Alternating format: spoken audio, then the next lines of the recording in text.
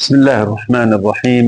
الحمد لله صلى الله على نبينا محمد وعلى آله وصحبه أجمعين. اللهم لا علم لنا إلا ما علمتنا إنك أنت العليم الحكيم. اللهم إنا نبرأ من حولنا وقوتنا ونلجأ إلى حولك وقوتك يا ذا القوة المتين. Em nome de Allah, o Clemente, o Misericordioso, que a paz e a bênção de Allah estejam sobre o profeta Muhammad, os demais profetas e mensageiros e seguidores. Continuamos falando sobre Surat al-Ahzab, essa sura que ela fala sobre uma das batalhas importantes na nossa religião no ano 5 da Hijra, que após essa batalha o profeta Muhammad sallallahu alaihi wasallam ele disse: a partir desse momento, depois que foram derrotadas as tribos, a partir de agora eles não virão até nós, mas sim nós iremos até eles.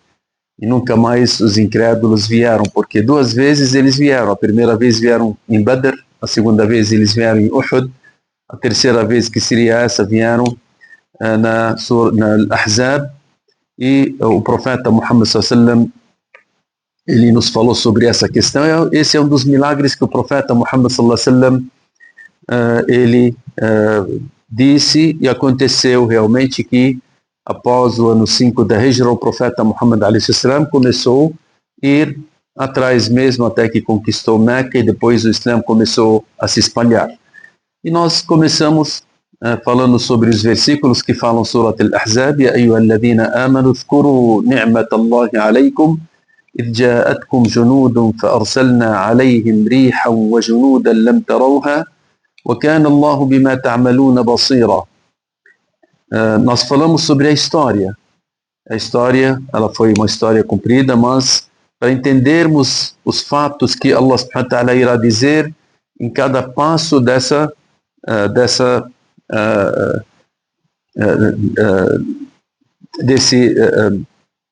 história, né, do Ahzab, dessa batalha, até que Allah subhanahu wa ta'ala ele citou isso como se fosse uma das grandes dádivas. Ya ayyuhalladhina amanu, aqueles que creem, Allah subhanahu wa ta'ala, udhkuru ni'matallahi alaykum, citam, Allah subhanahu wa ta'ala está dizendo udhkuru, para a gente se lembrar, para os sahaba lembrarem, udhkuru ni'matallahi alaykum, a dádiva de Allah sobre vocês. Subhanallah, a dádiva de Allah, sendo que essa vitória foi uma das vitórias que o profeta Muhammad alaihi salatu wassalam, ele conseguiu através de poucas pessoas enfrentar todas as tribos. Nós falamos que vieram 10.000 pessoas e citamos os detalhes da história, até que naquela época os sahaba junto com o profeta Muhammad alaihi salatu wassalam, eles passavam fome, eles passavam por necessidade. A Medina era recente, as pessoas não tinham tudo o que precisavam, eles passavam frio porque era tempo de frio, também as pessoas passavam medo porque era um grande exército que vinha de todos os lados, e também que os judeus por dentro eles traíram o profeta Muhammad alaihi wasallam, e pela parte que o profeta Muhammad alaihi wasallam ele não esperava que eles traíssem, e os incrédulos iriam entrar, como nós falamos na história, até que nas Ghazwat al-Ahzab, o profeta Muhammad alaihi wasallam, uma das vezes ele deixou de rezar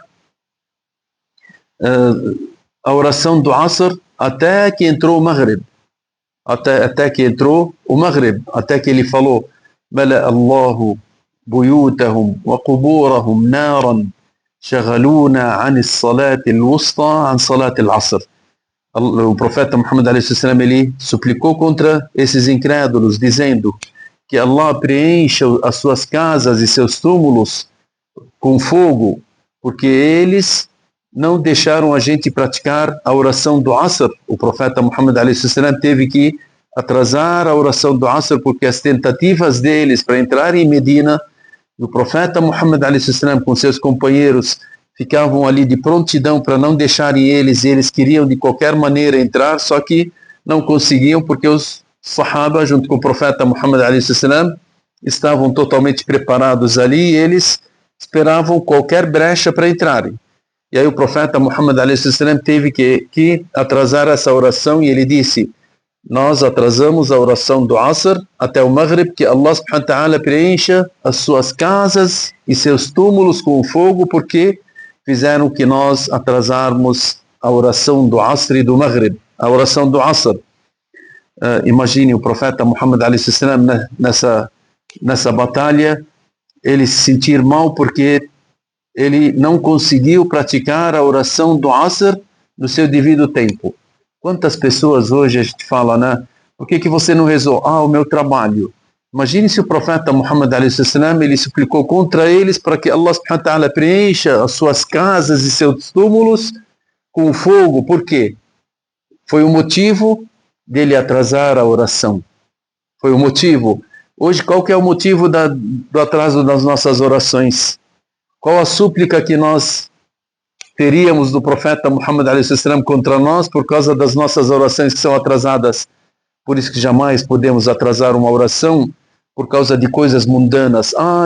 Se eu não praticar Salat al-Asr no seu devido horário, eu vou atrasar e deixar até o Maghrib, vou ganhar 1 milhão. Deixa esses milhões e pratique a oração do Asr, que Allah subhanahu wa ta'ala irá te trazer esse milhão.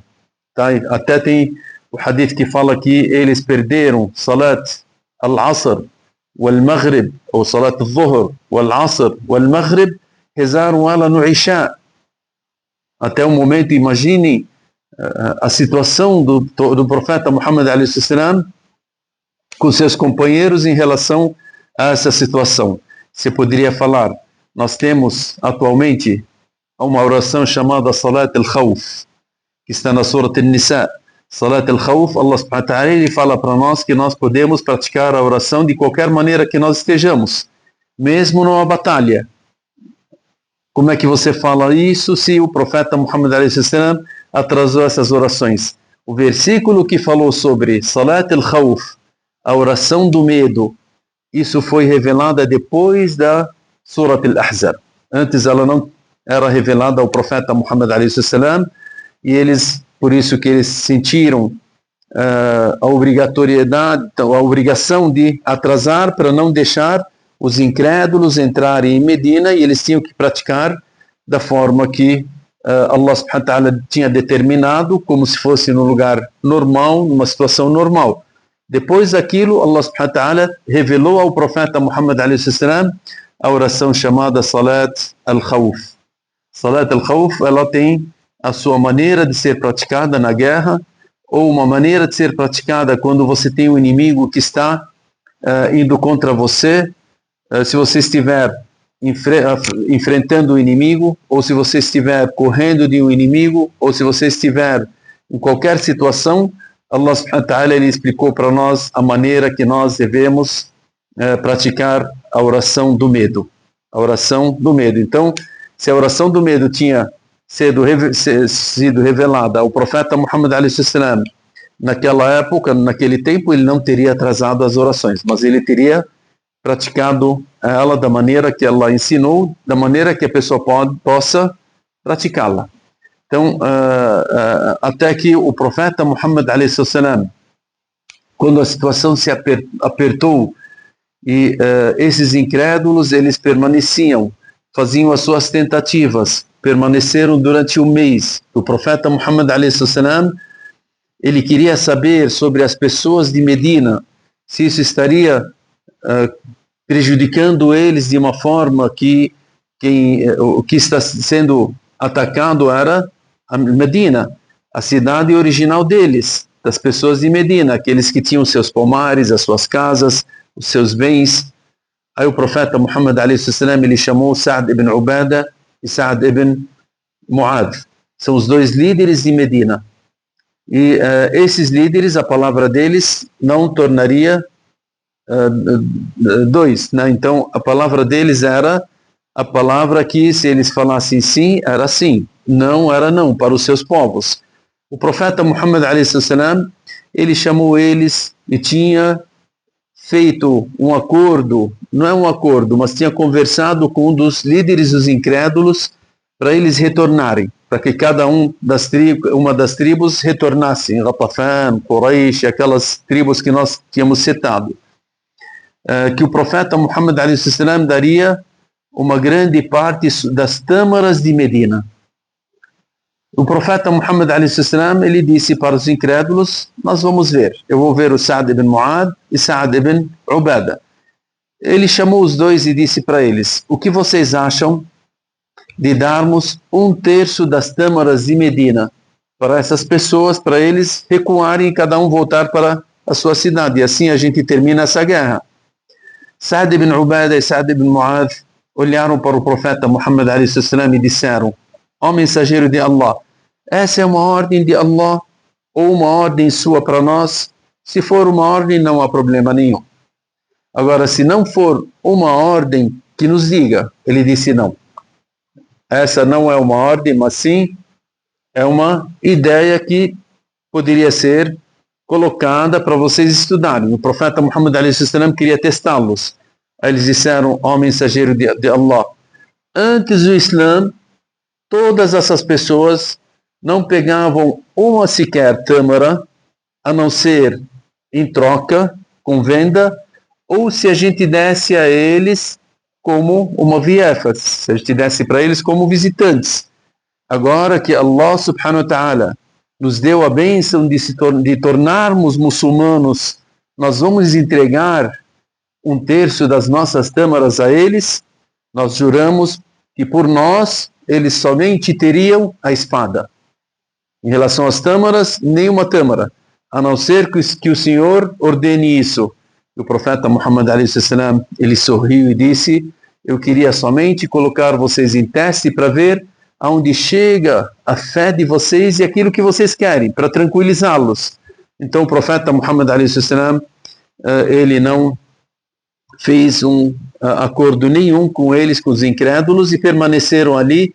E Allah subhanahu wa ta'ala ele foi citando as situações dos Sahaba, e nós falamos que Sahaba, eles tinham o quê? A fé do que Allah subhanahu wa ta'ala iria dar a vitória a eles.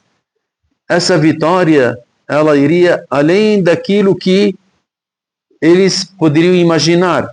Que o profeta Muhammad a.s. tinha falado para eles que eles iam conquistar a Síria, ia conquistar o Iraque, iam conquistar o Iêmen, ia conquistar os impérios que estavam ao redor deles, até que os incrédulos diziam: nós, com o medo que nós passamos, com o frio que nós passamos, pessoa alguma consegue fazer ao mínimo a sua necessidade sem medo. E o Muhammad dizendo para nós que nós iremos conquistar os grandes impérios. Eles estavam falando isso zombando do profeta Muhammad a.s. Esses quem que eram? Os hipócritas. Agora, os crentes em Allah subhanahu wa ta'ala, eles tinham a certeza, se o profeta Muhammad s.a.w. disse, então isso irá acontecer. Por mais que as pessoas tenham medo, por mais que a situação esteja apertando dos lados deles, igual aos nossos irmãos em Gaza, subhanallah.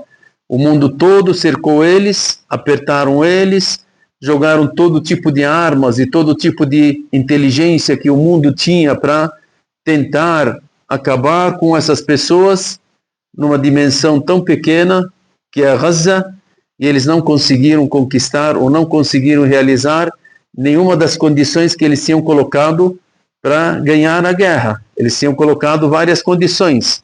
Uma delas que eles acabariam com a resistência islâmica. A outra dela que eles libertariam os reféns. A outra também que eles queriam que as pessoas de Gaza saíssem do país deles e irem para um outro lugar.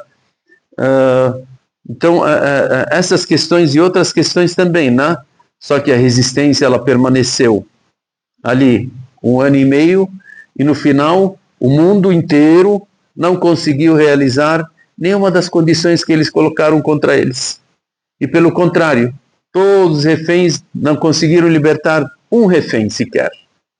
E não conseguiram descobrir onde estava nenhum refém. A outra coisa, a resistência quando saiu, ela saiu com uma força que eles não imaginavam. De onde que saíram tantas pessoas bem armadas, e saíram aqueles carros blindados, cheios de armas, modelo 2025. Então eles falaram, é uma loucura o pessoal de Gaza retornou todos para Gaza sorrindo mesmo em cima dos escombros. Essa foi uma vitória grande para as pessoas, para Gaza, para os palestinos, e uma grande derrota contra o mundo ocidental. O mundo, não somente o mundo ocidental, o mundo inteiro. Nós podemos perceber durante essa guerra que o mundo inteiro estava contra eles. Uns bancavam com seu dinheiro, outros bancavam com todo tipo de armamento que tinham, outros com seus homens, outros com seus foguetes, outros com sua inteligência para tentar descobrir alguma coisa da resistência, e assim até a mídia deles era totalmente contra, e mesmo assim eles foram derrotados. Essas mortes que aconteceram em Gaza, isso não quer dizer que eles foram derrotados ou que esse mundo derrotou eles por terem matado tantas crianças, tantas mulheres, destruído tantas escolas, tantos hospitais. Isso não é uma vitória, mas sim, isso é uma derrota quem matou aquelas crianças, é uma derrota contra aquele que matou os idosos, é uma derrota contra aqueles que mataram as mulheres, é uma derrota contra aqueles que destruíram os hospitais, é uma derrota contra aqueles que destruíram as escolas, e ainda falam que o mundo precisa estudar, o mundo precisa não sei o quê, então, e eles destruindo as escolas, eles destruindo os hospitais, eles fazendo o que estão fazendo, e mesmo assim, eles foram derrotados. Porque Allah subhanahu wa ta'ala, ele fala no Corão Sagrado, subhanallah, basta a gente ler o Corão e ver o que Allah subhanahu wa ta'ala fala em cada situação no nosso mundo, e somente refletir aquilo que Allah fala, e você fala, Sadaqallahu wa Rasuluh, que Allah diz a verdade, não há uma outra verdade, de maneira alguma. Hoje o Trump está falando lá contra o mundo, está dizendo que ele é o Deus do mundo, não é? Vocês não percebem isso? Ele quer contrariar o mundo inteiro, ele quer se colocar no lugar de Deus, né? As pessoas de Gaza querem sair. Uma criança de 2 anos já respondeu para ele e falou: se alguém falasse para você deixar a sua casa para ir para a China, você irá ir deixar a sua casa para ir para a China? Você não iria fazer isso. Então, o mundo, através das suas palavras, está querendo tirar a gente de Gaza. Mas Gaza está falando para o mundo que nós não vamos sair de Gaza, e a nossa palavra que vai prevalecer, e não a sua palavra. É a palavra de Gaza contra o mundo. Uma criança de 2 anos está falando isso. E nós sabemos que Allah subhanahu wa ta'ala, no mundo, Deus ele mandou grandes tiranos. Um dos grandes tiranos era chamado Namrud. Esse Namrud, ele foi um dos 4 pessoas que conquistaram o mundo todo. Esse Namrud, ele estava no tempo do profeta Ibrahim, alayhi salam. No tempo do profeta Ibrahim, a situação dele, ele estava lá. Allah subhanahu wa ta'ala citou na Surah Al-Baqarah, quando ele disse que ele era Deus. E o profeta Ibrahim, alayhi salam, ele disse: Deus, ele dá vida e tira a vida. Namrud, ele disse: mas eu também dou a vida e tiro a vida. E ele foi lá, trouxe uma pessoa da rua e matou um inocente. E uma pessoa que estava presa, tirou ela da prisão e soltou ela. Ele falou: eu dei a vida e tirei a vida. Ibrahim disse para ele: isso não é tirar e colocar uma vida. Deus, ele faz o sol nascer do nascente. Faça com que ele nasça do poente.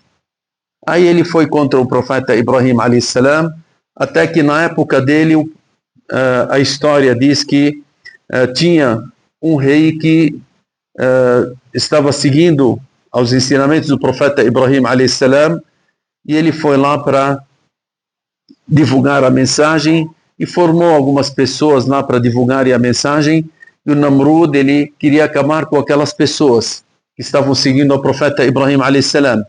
E ele formou um exército de milhões de pessoas, totalmente preparadas, da maneira que é o exército dos nossos irmãos aí. A gente não pode nem chamar eles de irmãos, porque nem humanos eles são considerados, as pessoas que matam crianças e idosos e mulheres e continuam durante 1 ano e meio e no final saem dizendo que eles estão com razão. Essas pessoas eu não considero que são seres humanos, na realidade. O Namrud, ele se considerava que era uma grande força, e ele foi lá colocando esse grande exército para acabar com aquelas pessoas. E de repente, Allah subhanahu wa ta'ala mandou contra eles um inseto, um exército de insetos. Esse exército de insetos, ele veio contra esse grande exército e acabou com eles. E somente ficou quem? O Namrud. Do exército ficou o Namrud. O Namrud, que seria esse tirano.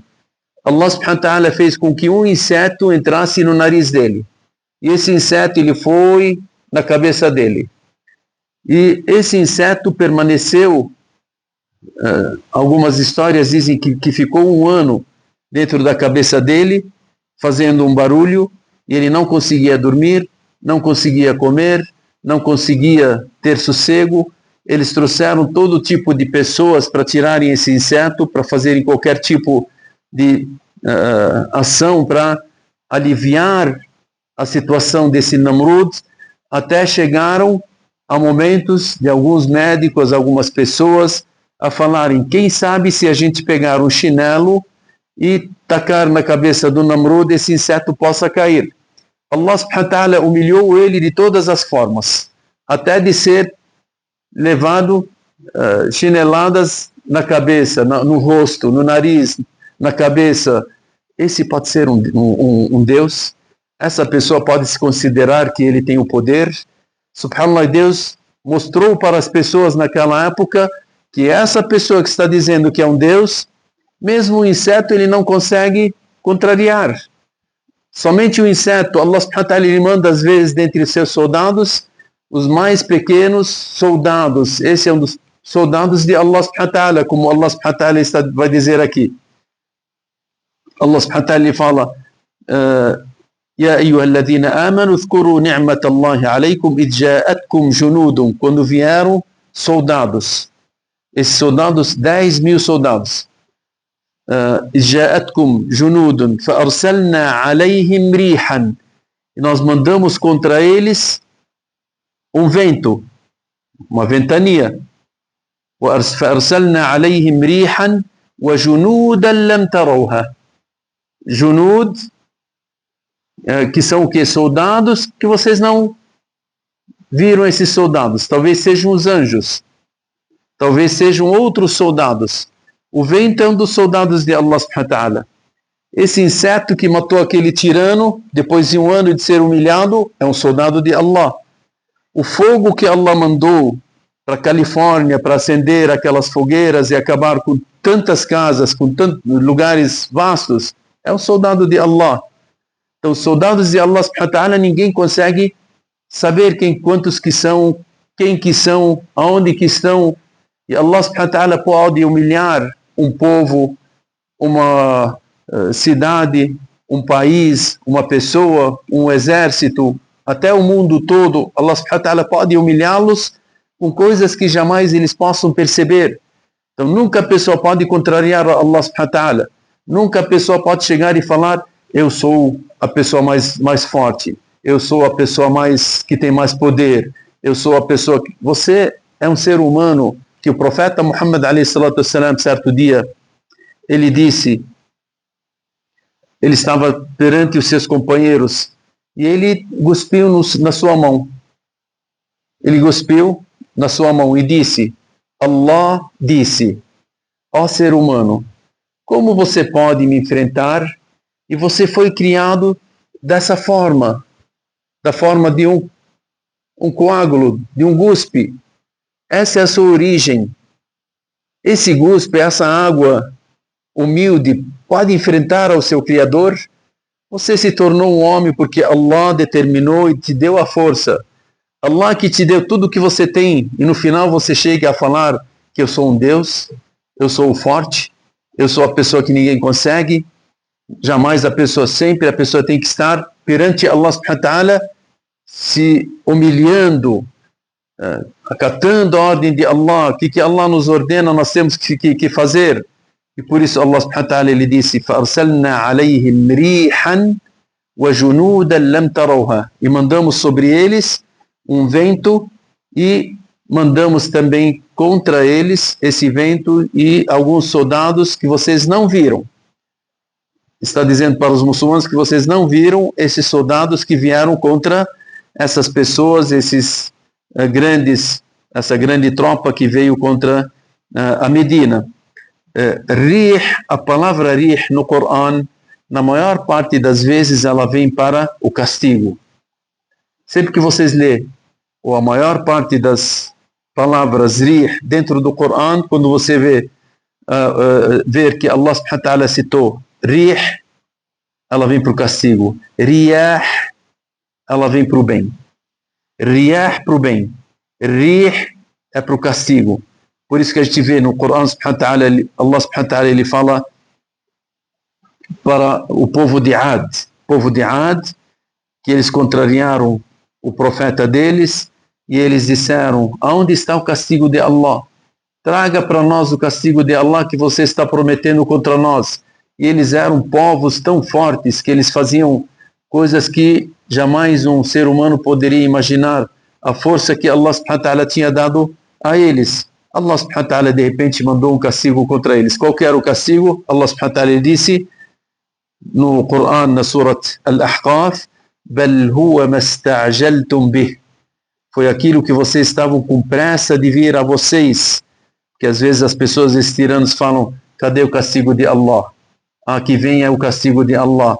Talvez Allah ele quer que mais pessoas ouçam e que você esteja mais também falando mais besteiras, mais coisas que contrariam a ordem de Allah subhanahu wa ta'ala, para quando vir o castigo de Allah, ele vem para acabar com essas pessoas e para mostrar para todo mundo do que o poder de Allah está acima de tudo, e que essa pessoa que contrariou a Allah subhanahu wa ta'ala, ela é uma pessoa que não teve força nenhuma, ela não é nada nesse mundo, não é considerada em nada.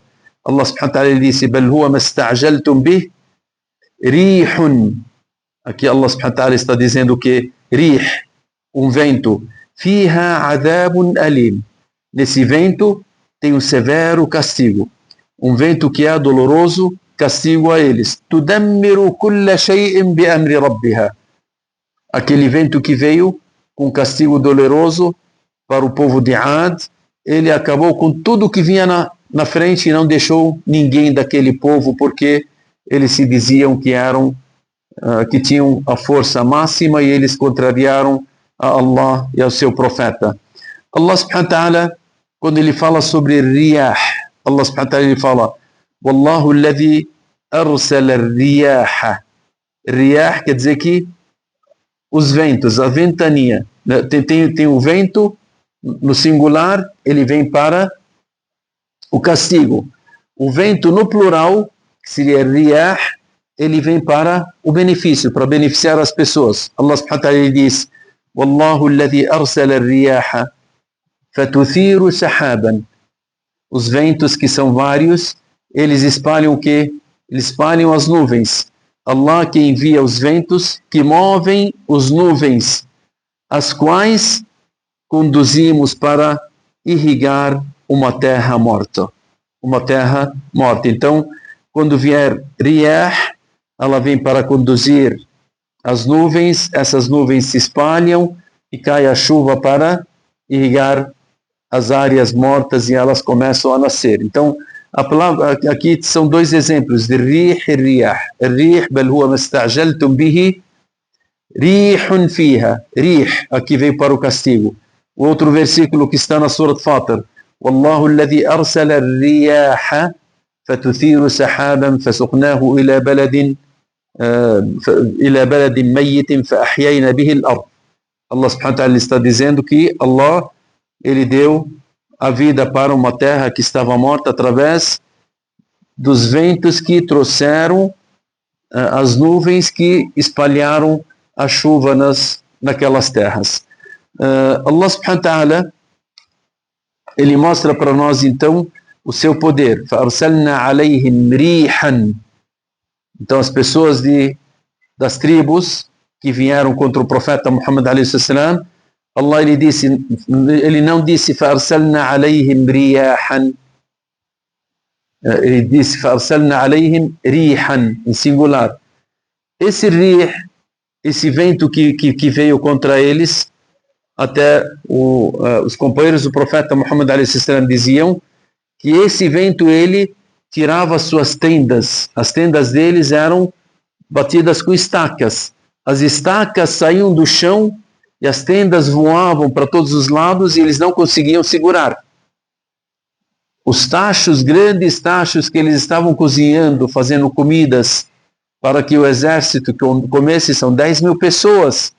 Allah subhanahu wa ta'ala, através daquele vento forte, levava aqueles grandes tachos e virava eles. Então o tacho que tinha bastante comida era virado. E eles tentavam olhar um para o outro e não sabiam o que fazer. Isso que Allah subhanahu wa ta'ala mandou contra eles depois de um mês que eles tinham cercado a Medina. Aí Allah subhanahu wa ta'ala ele cita isso. جاءتكم جنود فأرسلنا عليهم ريحا وجنودا لم تروها جنودا لم تروها, talvez sejam os anjos, que são exércitos que vocês não vejam, que os muçulmanos não viram. Eles viram a ventania que estava do lado dos incrédulos e não vinha do lado dos muçulmanos. E eles eram perto, um perto do outro. Tinha somente a trincheira que estava no meio. Os muçulmanos estavam sossegados ali. Os incrédulos desse lado, o vento estava levando todas as tendas e a comida deles e eles não conseguiam ficar sossegados. E Allah subhanahu wa ta'ala ele falou: وَجُنُودًا لَمْ تَرَوْهَا. Os anjos que vinham naquele momento, o que faziam aqueles anjos? Eles colocavam medo nos corações deles. Esse é um dos anjos. Esse daí é um dos soldados de Allah. O medo que as pessoas têm dentro do coração é um dos soldados de Allah. Então, o medo que foi colocado no coração dos incrédulos e eles sentiam que não podiam mais ficar ali naquele momento. Então são soldados que Allah mandou contra esses incrédulos. وَجُنُودًا لَمْ تَرَوْهَا وَكَانَ اللَّهُ بِمَا تَعْمَلُونَ بَصِيرًا. E Allah sabia daquilo que vocês estavam fazendo, que os muçulmanos estavam passando por fome, estavam passando por frio, estavam passando por medo, né? Aí Allah subhanahu wa ta'ala ele cita também essas situações. وَكَانَ اللَّهُ بِمَا تَعْمَلُونَ بَصِيرًا إِذْ جَاءُوكُم مِّن فَوْقِكُم وَمِنْ أَسْفَلَ مِنْكُمْ. E Allah subhanahu wa ta'ala ele repete a história dizendo: quando eles vieram de cima de vocês e de baixo de vocês, إِذْ جَاءُوكُم مِّن فَوْقِكُم وَمِنْ أَسْفَلَ مِنْكُم وَإِذْ زَاغَتِ الْأَبْصَارُ. Alguns muçulmanos, os olhares deles fixaram de tanto medo que eles tinham. Ficaram fixos, olhando lá para os exércitos, com medo, o que eles irão fazer contra nós. وَبَلَغَتِ الْقُلُوبُ الْحَنَاجِرُ. Te ouviu o adhan, inshallah.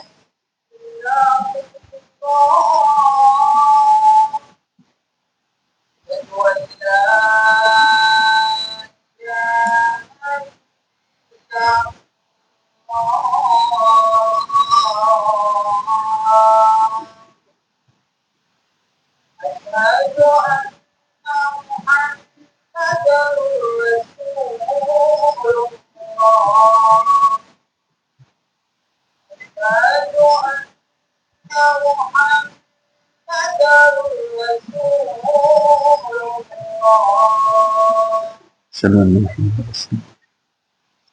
على الصلاة على الصلاة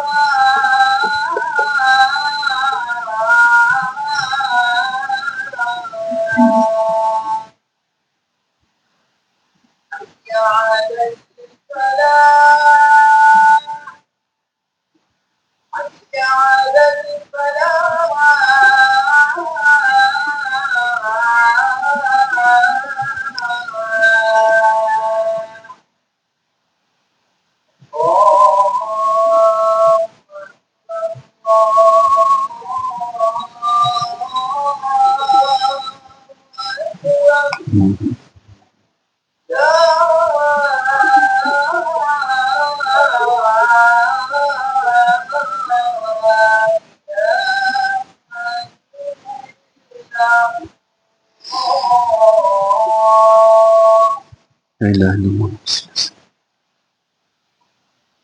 Então, Allah subhanahu wa ta'ala, nós vamos parar, inshallah, em جاءوكم من فوقكم ومن أسفل منكم وإذ زاغت الأبصار وبلغت القلوب الحناجر وتظنون بالله الظنون هنالك ابتلي المؤمنون وزلزلوا زلزالا شديدا.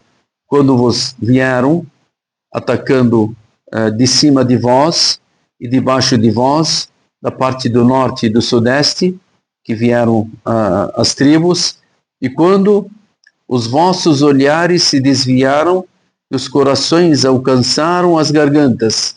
Allah subhanahu wa ta'ala está mostrando como que os companheiros do profeta Muhammad a.s. sentiam de tanto medo que eles tinham, porque aquilo lá, a pessoa que não, como nós tínhamos falado, que os hipócritas, eles olhavam, esse lado não tinha quase ninguém, o outro lado estava um exército com tropas com grandes quantidades, a situação que eles estavam passando.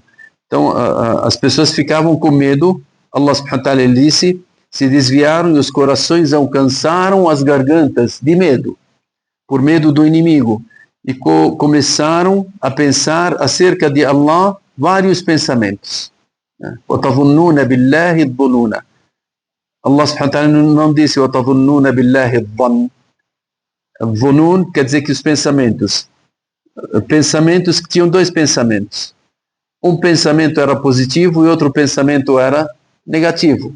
O negativo era dos hipócritas e o positivo era dos crentes. Os crentes disseram, depois Allah subhanahu wa ta'ala vai mostrar no versículo, قالوا هذا ما وعدنا الله ورسوله وصدق الله ورسوله. É isso que Allah e o seu mensageiro disseram e eles falaram a verdade. Os incrédulos, não. O que eles diziam? Eles tinham vários comentários para a gente saber que no meio de uma guerra, no meio de um teste que Allah subhanahu wa ta'ala coloca os crentes para ver nesses testes, aí que aparecem os hipócritas, e esses hipócritas começam que as línguas deles não param de fazerem comentários, esses comentários são totalmente contra os crentes e contra o Islã. Da maneira que nós vimos nesses 1 ano e meio, né? As pessoas falando, por que essas pessoas não se entregam? Eles querem lutar contra o mundo. Vocês estão falando que são meia dúzia de pessoas que estão ali, são sem armas, eles são cercados há 18 anos, vão enfrentar o mundo, vão enfrentar a inteligência do mundo, eles devem parar, eles não devem não sei o quê. No tempo do profeta Muhammad a.s., Allah subhanahu wa ta'ala, ele vai mostrar aqui no Alcorão esses detalhes, como os hipócritas falavam daquela época, e você pode compará-los à nossa época também. Então os hipócritas, eles se repetem. E os crentes também se repetem. Os crentes sempre eles falam que qual que é o pensamento deles? Pensamento positivo. Se Allah disse, e seu mensageiro, pode vir o mundo inteiro contra, você pode não ter nada na frente, uma luz nenhuma. Allah disse, o profeta Muhammad sallallahu alaihi wasallam disse, então virá todas as luzes na nossa frente. Agora, não adianta a pessoa somente olhar para o lado material. Aí veio o pensamento dos crentes em Allah, que nós teremos a vitória. Dos hipócritas, que jamais nós vamos ter a vitória. Olha a nossa situação como é que está. Olha as pessoas como é que vivem. Isso Allah subhanahu wa ta'ala disse, as pessoas têm vários pensamentos. Pensamentos positivos e pensamentos negativos. Aí Allah subhanahu wa ta'ala disse, هنالك ابتلي المؤمنون وزلزلوا زلزالا شديدا. Ali mesmo os crentes foram testados e sacudidos com um sacudir severo. Por que testados? Para tirar dentre eles aqueles que são hipócritas, aqueles que se escondem em nome dos crentes, aqueles que na situação fácil, eles são crentes, eu estou com você, nós somos irmãos, nós estamos juntos, mas na hora que Allah subhanahu wa ta'ala ele sacude e coloca em teste as pessoas, a sociedade muçulmana, aí esses hipócritas, na hora eles vão sair de lá. Vão aparecer através das suas palavras, vão aparecer através das suas condutas, vão aparecer através daquilo que Allah subhanahu wa ta'ala quer para que eles sejam visados pelos muçulmanos e vistos pelos muçulmanos para conhecermos quem que está conosco e quem está contra. E Allah subhanahu wa ta'ala disse ali mesmo, os crentes foram testados e sacudidos com um sacudir severo, porque sempre os testes eles são fortes.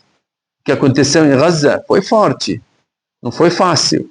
Aquela destruição, aquelas mortes, não foi fácil, mas aquilo lá para sacudir mesmo, para extrair as pessoas que são crentes e as pessoas que são hipócritas. A gente para por aqui, inshallah, e nós iremos falar nas próximas aulas sobre os demais versículos. Agora, essa aula seria quase a última, ou a última antes do Ramadã, porque depois nós temos uma viagem na semana que vem, inshallah, para Umrah, e a gente volta antes do Ramadã. Vamos ver se vai dar tempo de a gente falarmos um pouco sobre o Ramadã antes da entrada do Ramadã, mas o que nós devemos aproveitar agora, esse mês de Sha'ban. O mês de Sha'ban é o mês que as pessoas esquecem dele. Como o profeta Muhammad sallallahu alaihi wasallam ele dizia, é o mês entre Rajab e Ramadã. Poucas pessoas lembram e recordam que esse é um mês importante. Esse mês é considerado o final do ano. Esse mês é o final do ano religioso, onde todas as nossas ações de Ramadã até Sha'ban são juntadas em Sha'ban e elevadas para Allah subhanahu wa ta'ala. Então esse mês que as nossas ações são elevadas para Allah. Então nós temos que saber, as nossas ações podem ser que sejam nesse momento, pode ser que sejam amanhã, pode ser que sejam depois de amanhã, erguidas e levantadas até Allah. O resultado do seu trabalho durante o ano, como é que foi? É esse mês que vai ser mostrado. Então esse mês você tem que fazer mais e mais práticas do bem, para que quando as suas ações foram levantadas até Allah, o balanço do seu ano, você esteja numa adoração. Então vamos tentar sempre estarmos numa adoração no mês de Sha'ban. É um preparo para o mês de Ramadã, porque o mês de Ramadã ele precisa de preparo. Sem preparo você não consegue, consegue entrar em Ramadã e alcançar aquilo que você quer dentro de Ramadã. Até os ulama eles diziam, o mês de Rajab é o mês da plantação. Mês de Sha'ban, você irriga essa plantação, dá água para ela. E mês de Ramadã é o mês da colheita. Então Rajab a gente não faz nada, Sha'ban não fazemos nada. A gente chega o Ramadã, nós queremos plantar, irrigar e colher. Somente em Ramadã você não consegue fazer tudo isso ao mesmo tempo, então você tem que se preparar. Quem não fez quase nada em Rajab, aproveite agora em Sha'ban, é o momento. Porque Sahaba, Tabi'in, os grandes sábios, eles consideravam esse mês o mês que eles começavam a recitar o Corão, eles começavam a tirar o zakat no mês de Sha'ban, eles faziam o balanço do ano nas suas coisas, eles paravam perante Allah subhanahu wa ta'ala para dizer, oh Allah, eu tenho tal pecado, eu tenho isso e aquilo, quero me arrepender. Então nós temos que nos preparar nesse mês para entrarmos no mês de Ramadã, inshallah, com os corações abertos, com as ações já preparadas, feitas algumas aqui em Sha'ban, para que quando entra o Ramadã sejam fáceis de você praticar o jejum, fácil de você praticar a caridade, fácil para você praticar uma oração durante a noite, fácil para você fazer uma súplica, fácil para você fazer a recordação a Allah, fácil para você beneficiar as pessoas. Vamos começar esse preparo agora em Sha'ban. Ainda está no início, mas inshallah é um tempo que a gente tem um grande privilégio, inshallah, aqueles que tiverem uma niya, né? Se elas quiserem realmente ter o mês de Ramadã completo, o mês de Ramadã com pacote completo, começa agora em Sha'ban, inshallah. Então a gente, inshallah, aproveita esses dias que o profeta Muhammad a.s. mostrou para nós que são dias muito importantes. Allah yahfadkum barik fikum, sallallahu ala sayyidina Muhammad wa ala alihi wa sahbihi ajma'in. Se tiverem alguma pergunta, a gente faz inshallah depois da oração.